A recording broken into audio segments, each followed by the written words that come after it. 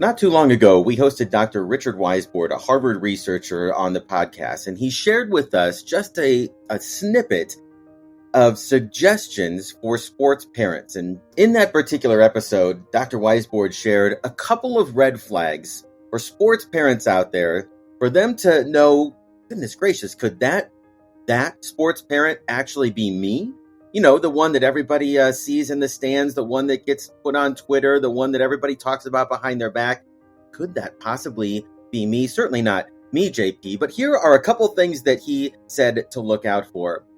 Number one, sports parents, if you're out there and you're sitting alone in the stands, there might be a reason for that because of your behavior toward the game or toward the players. If you find yourself coaching from the sidelines because the coach in the dugout or the coach on the bench you don't feel is giving enough instruction for your daughter or for the players on the floor, you might be that guy.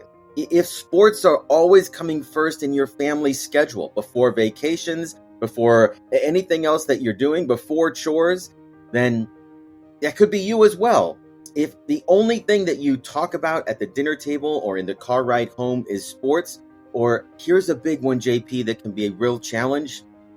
If you feel your daughter or your son's performance, they play well, you feel great. They play terrible, you feel awful. Those are all red flags that perhaps you could be that sports parent. What we want to talk about on the podcast this week is what do we do? How do we navigate these troubled waters so we avoid some of these unhealthy behaviors as sports parents? Welcome to the Coaching Culture Podcast. I'm your host, JP Nurbin, and I'm joined by my friend and co-host, Nate Sanderson.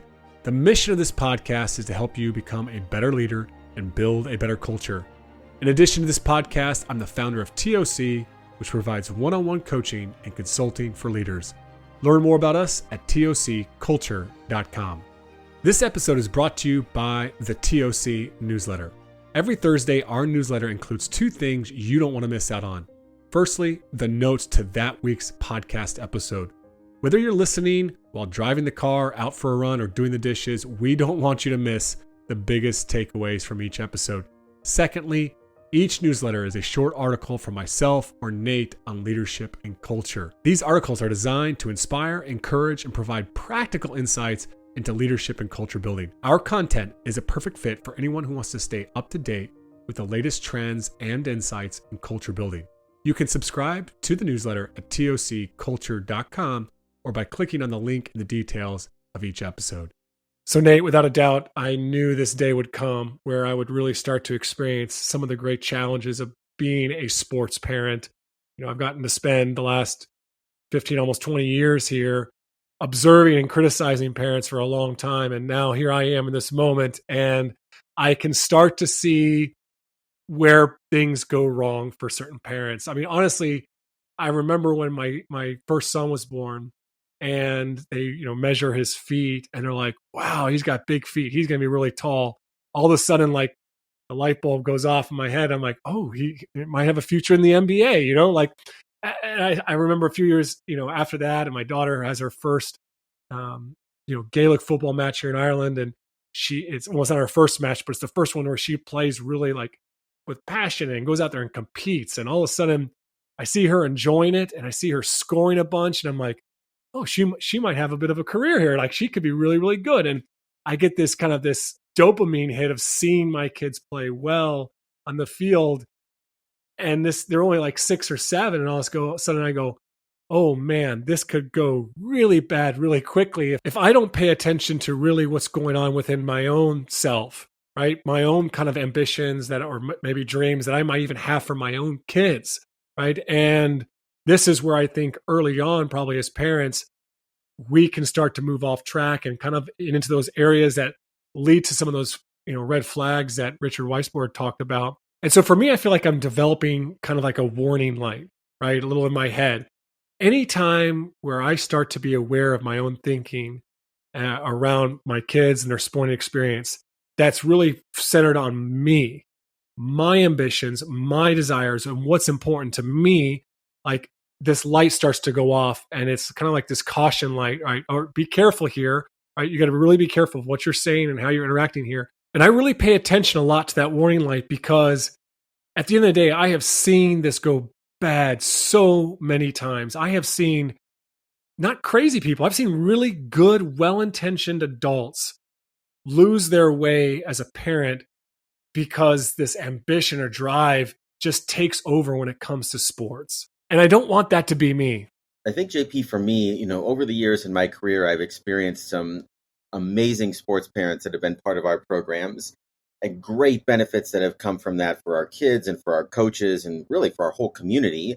And I've experienced some really bad sports parents, that one that tried to take my, a couple that tried to take my job and a couple that were successful doing so, and so I think I've always been critical automatically of just being in the sport parent role without really ever understanding or empathizing with what can actually be difficult about walking in those shoes until my daughter started playing, sports, organized sports here this past year. So I think my perspective has become a little bit more enlightened in the sense that there are things that are just naturally difficult. I mean, you mentioned, your own ego being caught up in your child's performance. I think that's a huge issue. Our sense of fairness when a youth umpire maybe isn't as good as a major league umpire, and yet we expect the strike zone to be as consistent or, what have you.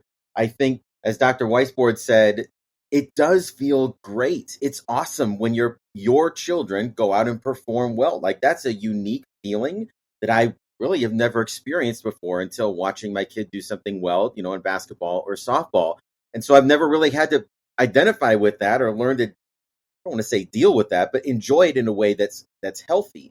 I think another big challenge for parents is that oftentimes our kids are interested in sports because we're interested in sports, because dad coaches basketball, or because mom played volleyball, or because, Uncle Jimmy was a great runner, or whatever it might be, that there's a natural sort of connection that players see our experience and enjoyment in sports that draws them into the game.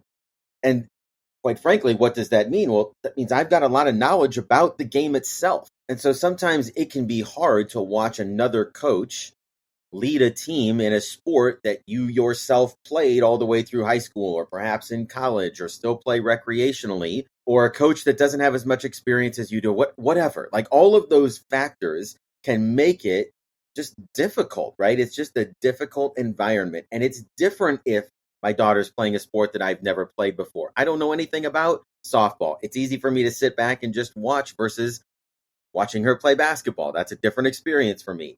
I think one rule of thumb that has been helpful for me is thinking about my daughter's participation in sport as I would think about her going to a friend's house and playing with Barbies. I'm not going to micromanage her play with Barbies. I'm not necessarily going to ask a bunch of pointed questions about her strategies in the make-believe Barbie world, right? Like, I'm going to be happy that she enjoyed time with her friends, but that's her experience, right? And I'm trying to sort of walk a similar path with her experience in sports. Yeah, and just so many of those things that you just shared there, Nate, I just really resonate with. One is just there's this coach inside of me, right? And it's really hard to separate the coach from the parent. And just yesterday, I was out with my 6-year-old Kieran, and we were hitting the ball around in a sport here in Ireland. It's very popular, called hurling, right? If you want to know more about it, look it up. It's a fascinating sport, all right? But either way, I've been learning about the sport and been doing a little bit of coaching with Elena, my 7-year-old's team. And so I understand that, the way you hold the hurling stick is a little bit different. It's swap the hands to a baseball bat. Either way, we're hitting around, and he's left-handed, and he keeps putting his hand in the wrong place. The coach in me wants to keep saying, fix your hands. If you want to be a really good player someday, you're going to have to get your hands right. And honestly, I'm not really sure that I know exactly my role in that. Is it just to go out there and have fun? I know my dad had a great balance when it came to my relationship. He would show me drills. He would teach me different things around basketball and taught me to, work on my left hand, not just my right hand. And as I reflect on that experience, sometimes I think I can jump into coach mode so quick without their permission, right? And I'm not even sure I fully know how to navigate that situation, but it's one of those situations where my warning light is going off of just be cautious here. Be careful, right? Don't just try to just jump in and be the coach, because you could instantly ruin the joy out of the experience. And so what I just did in that is I said, hey, I'm giving you tips. If it starts to get annoying and you don't want to hear it anymore, just say, Dad, shut up. And that's kind of how I've left it at this point. And sure enough, this morning we're out there and I'm hitting around with my daughter and she told me, Dad, stop talking, and that was it. Right. And I just shut my mouth. Right. And we moved on from there because once again, here I was trying to coach them up and being in coach mode. And that's not what they needed or wanted. Well, that example, JP, of you throwing it around in the backyard might sound like a simple one, but I think it really does illustrate what's been an important, I don't know if boundary is the right word, but guidepost for my relationship with Adelaide, my 9-year-old. And when she started basketball, and this is, I'm coaching her third grade team. So this is talking a little bit about the coach-daughter, relationship, which can also be a little bit tricky and might be its own conversation for another podcast sometime. But I think the thing that I tried to emphasize to her was practice is up to you. Like if we go out in the driveway and you want to shoot, I'm happy to come out and shoot with you. If you want to work on something that we're doing in practice, I'm happy to do that. But that's always up to you. Same thing with the car ride home. Like I'm going to ask you about practice. I'm going to ask her about softball practice. I asked her this morning about her orchestra lesson. If she doesn't want to talk about it, then she just has to say, it was fine. I don't really have much to say about it.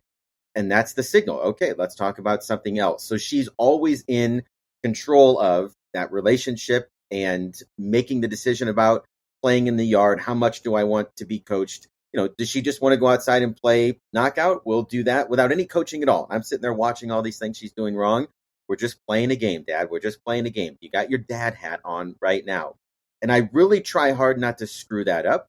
But I do think that's been significant guidance that we've given to some of our other coaches who are coaching their daughters or their sons, that you can always offer. Do you want help? Do you want to work on something right now? But it's up to them whether or not they want to follow through with that, compared to the hard driving parent that says, look, if we're going to sign you up for this league, we're going to get up at 6 a.m, twice a week, and you're going to work on it, or you're going to do this. But the dad or the mom is the one that's driving the activity, and the player or the child doesn't have a choice in, that relationship or in that activity. I think that's a significant red flag. Yeah, and a great example as your kid gets older and maybe they've shared dreams or ambitions with you. And I don't remember a good friend of mine, Robert Klim, he had a son who shared he wanted to play college basketball someday. And he said, I'm committed to waking up every morning at 6 a.m. and getting up shots. Dad, will you drive me? And Robert was like, sure, but I'm not going to wake you up and I'm not going to force you to it. And so they had this agreement that if he was going to get up the next morning, right, all he had to do was to signal to his father was to put his basketball shoes outside the door. And if when Robert was going to bed, he saw the shoes, he's like, okay, I guess I'm getting up in the morning and I'm driving him to the gym at 6 a.m. He supported him, but the day that he didn't put the shoes out, he wasn't going to drive him. And that was kind of their agreement where all of a sudden the son's in control, the father's supporting that, right? But once again, the son is always in control and he's making those decisions. That story, JP, reminds me of another thing that we've really tried to emphasize with Adelaide, and that is just learning responsibility within her sport. And so you talk there about the son had to, get his shoes out and put them by the door. He has to remember to do that, right? To signal to dad that they're going to get up in the morning. I heard you talk about at a parent workshop before, not the parent not doing things for the child that they can do for themselves. And we can take that in lots of different directions. But what that's looked like for our relationship, my relationship with my daughter, is that, whether it's orchestra lessons or it's basketball practice, I will remind her the night before, remember tomorrow, you need to take your softball stuff and pack your bag because we're not coming home after school, blah, blah, blah. I'm not going to do that for you in the morning. And so it's up to her. If she wants to pack it and get it ready by the door that night, fine. If she thinks she can get up and get it done in the morning, fine. Well, lo and behold, you're never going to believe this. We get to a practice and all of a sudden she doesn't have a bat and she doesn't have her water bottle. And she's asking me, Dad, can I have your water bottle because I forgot mine? Well, I'm going to go work out while she's at practice and I need a water bottle, JP, and I remembered mine. So I told her, no, I brought my water bottle. There's a water fountain by the field. You're going to survive. The human body can go 3 days without water. You forgot, and maybe that sounds harsh. Maybe I could have just given her mine and I could have used the water fountain at the school or when I'm working out, but it wasn't my responsibility, and I can give you other examples of her forgetting her shoes or, when it's her responsibility, I'm not bailing her out when she forgets. I think that's important. That's what my parents did with me to learn a little bit more just what it meant, because again, the commitment to the team also means being prepared, for practices and games. And that should be her job. And so we let her face the consequences when she doesn't, have her things for a practice or for a game. Yeah, I love that. It's a great example. I think so often as parents, today we get really excited about the benefits of sports. Like we want our kids to play sports because it's good for their physical activity and social, and there's so many things you can learn through sports. And so then we end up kind of saving our kids from some of those responsibilities. We'll pack their bag, we'll do all these things because we want them to go there, right? We want them, to be in sports. And we should want that, but at the same time, they should want it as well. And they should have to earn that. It's not an entitlement for them. And growing up, my parents really drilled that home, right? My dad loved basketball. He wanted me to play basketball. But if I didn't do my chores, I didn't go to basketball practice. Simple, right? If basketball was something that had to be earned. And I've told this story probably in this podcast before, but probably the most significant thing that my parents did to support me in my basketball career was when I was in sixth grade. I wasn't meeting the A's and B standard in my academics that they had set for me. And I didn't get to play on Sunday in the biggest game of the year. And I was crushed. My team was crushed. We lost. My coach was upset. But they said, hey, this is the standard and we know you were capable of it. And then a year later, same thing happened. I had an F in Latin. And my mom said, sorry, until your grade is up to an A or B, which we know you're capable of doing, you don't play. And my mom held me accountable, and she also sat down with me at the kitchen table and worked with me every night to get the grade up. And I tell that story because it is so significant, because it wasn't just, I walked away thinking academics were important. Honestly, that probably wasn't the biggest lesson I learned from there, right?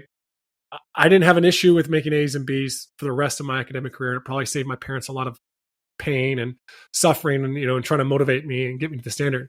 But probably one of the most impactful things for me around my basketball career, and probably why I was able to get to a Division I walk-on spot at the University of South Carolina, was because I saw basketball as a privilege. And I just had so much more intrinsic motivation. And I think if they had constantly, gone out of their way to take away these responsibilities and to make it easier to play basketball for me, I don't think I would have seen it in the same way. And so I think it actually, tapped into this intrinsic motivation that I think so much of our young people lack in sports today, because we're constantly saving them from responsibilities in life just to get them there because we want them to be in the sport, instead of making it about, do they really want it? That reminds me, JP, of an article that I wrote for the newsletter a while back here called "The Job is Not to Rescue." And we talked a little bit in that article about how there's just this temptation as a parent to try to rescue our kids. Sometimes when they struggle, sometimes when they're the victim of poor coaching, JP, or bad teaching at school, or whatever it might be. And we see our job as, to right these wrongs for the benefit of the child, right? So your parents very easily could have gone to the school instead of going to you to fix the grade. They could have complained to the teacher. They could have done all kinds of things that would not have taught you anything about responsibility. Another place I've seen this, a good friend of mine whose daughter is playing some club basketball. He's a basketball coach, and he's watched for 2 years just what he and I both would agree are not great coaching practices. And so finally he went to the club director and said, hey, do you need some help with this team? I'd be happy to help out. He's been a varsity coach for a long time. Club director says, yeah, that'd be great to have some experience in there. He parachutes in, and he rescues them from that poor coaching. And that's a tough place to be, because his daughter's going to benefit from a little more activity. The whole team really was going to benefit. But what do we learn from that? What does the child learn? They're going to have teachers down the road that aren't great, or that they don't connect with, or that are hard on them, or not hard enough on them. And they're going to have to figure out how to get the most out of those situations.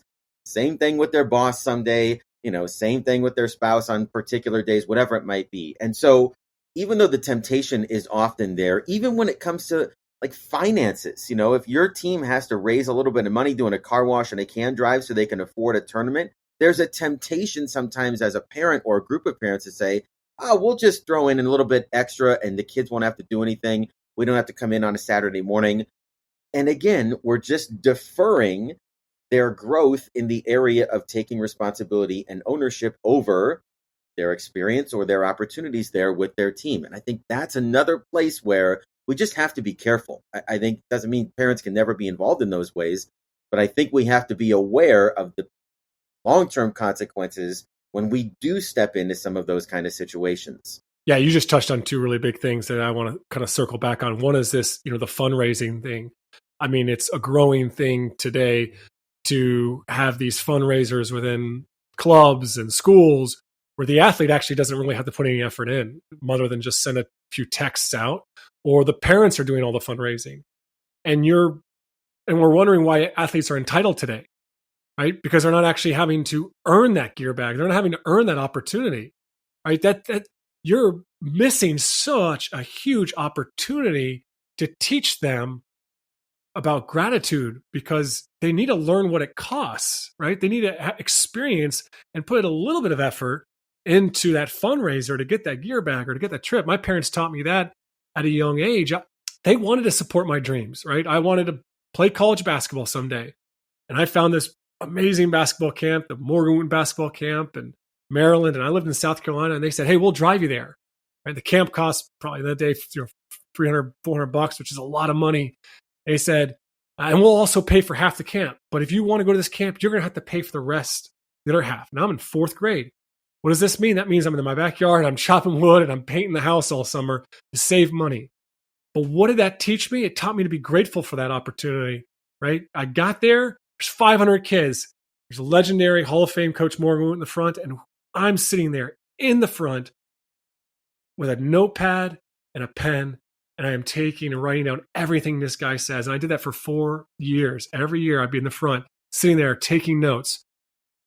I valued that experience. I had to put something into it, right? To be able to have that opportunity. And so often I think parents are like, my kid has this dream or this passion. I want to give them every opportunity they can, or I want to give them all the opportunities that I never had. And I get that. I get that we want to support them, but we also have to have them invest in that as well. You also mentioned something I want to touch on really quickly too, which is to save them from the bad coach, the bad leader. Surprisingly, even though I'm not coaching high school basketball anymore, I still get a lot of emails from angry parents. They are emailing me to get advice on, oftentimes it's, hey, my son's coach is very transactional, or it's just really getting on the coach. And I'm sure in many of those emails, the coach might be your bad coach, right? He may be a little bit transactional, right? But these parents are so worried about that experience, right? And the damage it could be done to them. And I have gone through a traumatic experience of an emotionally abusive high school basketball coach. So I definitely empathize with that. And there's definitely a line where you go, hey, you know what? My kid's coming off that team because he doesn't need to be in that environment, or she doesn't need to be in that environment, because that's really damaging to them. But there's also a point of just your kids need to learn to deal with the crappy boss, right? They just need, because that's going to come. They're going to have a boss that doesn't care about them. They're going to have a boss that doesn't like them. They're going to have a boss that doesn't explain things well and still holds them accountable to it. Like, they're just going to have so many experiences. And just like you said, if we swoop in there and we try to get involved and save them from that tough experience, then how are they going to go out into the working world, right? What are they going to do when they're 25, 26 and their boss sucks, right? What are they going to do in that situation, right? You can't step in and save them from that. So it's not just feed them to the wolves in that situation, but it's, as we as parents should be there, and we should be supporting them around, hey, what can you do, right? Just once remember, what is within your control in this situation? And those are some great learning opportunities, not just the amazing transformational Nate Sanderson coaches in the world, right? That's not going to be every coach. That's not going to be every leader for them. I think what you're describing there, JP, can be especially challenging when you're talking about younger athletes. Again, my daughter just turned 9. You're talking about working with 6 and 7-year-olds in your backyard. And, a lot of times at those lower levels in particular, you're getting volunteer coaches, and very few of them have 20 years of coaching varsity basketball like I do. But I'll tell you one thing that I learned this year coaching third graders in basketball. Holy hell, it's a complicated sport to teach as somebody that hasn't played before. You just take so many things for granted working with high school players or middle school players that they don't know how to throw the ball in bounds. They don't know how to hold the ball. They don't know how to They don't know the geography of the court. I'm starting to go through all these things. And one thing that I've gained a greater appreciation for is that beginner's mind, where they're just starting to learn something for the first time. And I'll remember, coaching one of our third grade games, and somebody said, it doesn't look like they're running an offense out there. And we aren't. We're just trying to stay out of each other's way, like literally move away from each other. That's the offense, right? And you could list 1,000 things that we don't know how to do yet. And my answer to that would be because we haven't worked on it. We can't make a layup or dribble or stop and pick up the ball without someone taking it out of our hands. We're not going to get into running a read and react offense, And so sometimes for parents, that can be really hard to sit back and watch because you think, well, they should know this. They should be able to do this. Why is she doing that? Well, the answer is because we haven't taught it yet. We haven't learned it yet. We haven't worked on it yet. And that can be tough to remember when you're kind of sitting back. And I tell you, some of those early years in youth sports, they're tough to watch. Softball's tough to watch when no one can throw strikes. Basketball's tough to watch when no one can make a shot, right? And that can be a challenge too. But we have to remember what it felt like when we first started to learn something for the first time as well. My kids really aren't old enough to really have an opinion on the state of the coaching or their own, view of whether it's good coaching or bad coaching. But one thing I've done right now is just to really, they don't leave the field, they don't leave the court until they've gone up to the coach, looked them in the eye and said, thank you, right? Like that's just a habit we're drilling in from early stage. But there's going to come a day where they're going to come home and they're going to say, I don't like coach, right? Or I don't think coach is doing the right thing or he's not playing. And that's going to be the day where now I got to really step up and teach them like, well, let's focus on what he does do well or she does do well. Or let's focus on just being grateful for the fact the time that they come after work and they spend time with you, whether you like it or not, or whether you have fun in practice or not, you still should be grateful for that opportunity and for them giving of that time. I think that's really, really important. And that's something worth mentioning as well. Something I recognized in myself was after every practice they'd have or every game, I would ask, hey, did you have fun today? And obviously we want our kids to have fun, but I think that question is probably pretty annoying for a kid. And secondly, fun shouldn't be the only measuring stick to whether they should have gone to practice or was it a good practice or was it a good game or not, right? When you lose 10-1, I don't really want my kid to have too much fun in that sense. I don't want them to really enjoy getting your butt whooped. Like you want them to say, oh, this is tough. I got to go out in there and work harder, right? So like this shouldn't be the only question we're asking kids afterwards. And I think you asked some great question there is just, how was today? Like that's the same question I ask them when they come home from school. I don't ask how was school fun today. It was like, how was school today? Just tell me about it, and it, like you said, if they want to open up and share a lot, great. I think the other thing too, that we've heard a lot about in the past is that phrase, I love to watch you play. And huge fan of the organization. And we've had Asian Bape from ilovetowatchyouplay.com on the podcast before. And I think that's a great reminder to our kids. But I sometimes think it kind of feeds sometimes a bit of this like super positive narrative that we give kids. And I've observed it at the youth level. No matter what they do, everyone's shouting, good job, well done. And it's like the kids know that they're not doing a good job, because they're getting absolutely creamed. They're down 10-1, or the girl hasn't hit the ball or made contact with it the entire day, right? It's just, sometimes there's this over positivity and kids really kind of see through that and it just doesn't resonate. And so I'm just trying to be aware of, hey, when are some moments where I actually have enjoyed watching them play? And what was it about that? I loved their effort. I loved how the type of teammate they were. I loved how they never gave up, right? If we're going to say those things, we better be specific. And outside of that, don't just give these false platitudes all the time. Well, what you described right there, JP, brings to mind just another, I think, responsibility that we have as sports parents, which is to manage the superpower of our influence over how kids perceive their coaches or the game or their experience, et cetera, right? So, I'm sitting back watching 9U softball, and for 70 minutes, not one single player on our team puts the ball in play. So it's either walk or strikeout the entire game.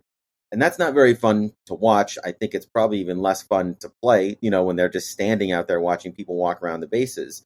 So it's important for me as a parent, when I'm asking or we're talking briefly about the game on the way home, to try to frame that in a way that is positive for her, and not just rip on the coach or rip on the league or, they should be having coach pitch or whatever. It's just, sometimes it's just the encouragement of, that's how everybody starts. I mean, talk about our high school kids that play softball. When Lily C played in third grade, it was the exact same thing. Look at her now, starting third baseman for the, varsity team, right? Like, you just learning the structure of the game. We know whatever that is, but providing the perspective for her to understand. It's not always going to be like this, but this is where it starts for everybody as they're learning the game. And I think, there's lots of research that talks about where kids' inner dialogue comes from and critical voices come from. And essentially, they're shaped by the voices that they hear the most. And oftentimes that's their parents and coaches. And so I talked to our parents about this at our parent meetings for our varsity, program, that you've got to take responsibility for that influence and use it in a way that's beneficial, not only for your child, but also for our team and for our program. Yeah, as we're kind of wrapping up here today, Nate, I think there's just one thing I'd also share on this that's probably been one of my biggest focuses in the last few months with my kids around sports and life in general, which is I think I was probably a little bit, in some ways, overcautious about being involved in their sports, coaching them. I was afraid of what I might turn out to be. And yet I looked back at my dad's example, and my dad had great passion and love for the game of basketball, and he never hesitated to share that. And yet he did it in a way where we also knew that he still loved us, even if we wanted to play basketball or not play basketball, or where we played well or didn't do well. So how did he share the passion with us, though? I think, when I look back on it, one of the coolest things was before every season, we would sit down and we'd watch the same two movies. Before every basketball season, we'd watch Hoosiers, which was a great story around a team coming together. And we watched the movie The Pistol, about Pistol Pete Maravich. And it's a really cheesy kind of old-timey film, but it had a great message around a kid that had a dream and he just worked his tail off. And that was it. It was just sharing those moments. We grew up in a great time for basketball with Michael Jordan in the 90s and, winning all the NBA finals that he did. I mean, just be able to sit down there and just like, are we ready for the game, right? He was just that excitement. And those were huge moments. And as that passion, I became more and more passionate about it and would work on basketball. I'd share my dreams. He'd say, hey, do you want some help? And I'd say, yeah. And then he'd go out there, he'd set up a few garbage cans and get me dribbling around there and say, all right, good luck. And then he'd leave me to dribble through the garbage cans and work on my layups, right? I was still always in control of the experience, but he never hesitated to say, gosh, basketball is a great game, isn't it? And it was something that we could connect on. But for my other siblings, because there were 7 of us, we were a big family, not all of them were super passionate about it. And he always made an effort to find something that they were interested in, whether that was the choir, whether that was a different sport. He always made an effort to find something to connect with their kids on about, even though it probably wasn't as interesting to him as basketball was. And so I think I'm just carrying that into my own parenting. Like, hey, I really enjoy sports. I really enjoy being around it. I don't need to hide that from them. I just need to be aware of making sure that it's kind of kept in check and it's still about them. And it's just about, I'm just sharing this with them. And if they want to partake, great. If they don't, not a big deal. JP, I think for me, at the end of the day, the most important question that I ask myself when it comes to just my involvement in my 9-year-old sports experience, that is her involvement in sport enhancing our relationship, father-daughter, or is it hindering it?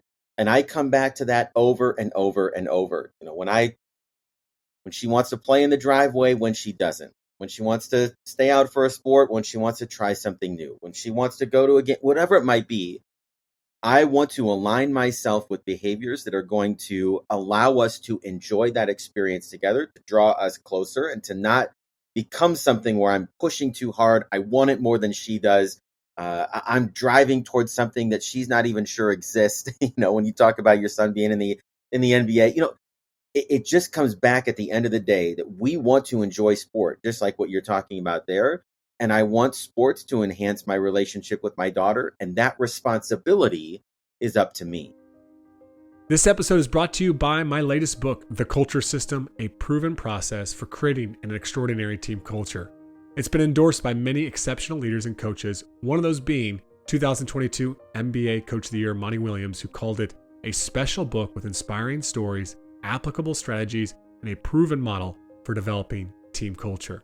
This book is more than just a collection of practical tools for leaders. It teaches a proven framework that some of the world's best organizations and teams use. It's packed with real-life examples and case studies that show you how these ideas can be implemented in any context. Whether you're a coach, manager, or leader, you'll find invaluable insights to help you build the culture you want. Don't miss out on this opportunity to transform your team. Visit myculturesystem.com to learn more about the book, or you can get your copy on Amazon or Audible today. All right, that's it for today's episode of the Coaching Culture Podcast. Don't forget to subscribe wherever you listen to podcasts. Also, we're grateful for people who take 15 to 30 seconds just to leave us a review. And I know your friends appreciate it when you send them an episode that they find valuable. So don't hesitate to share today's episode.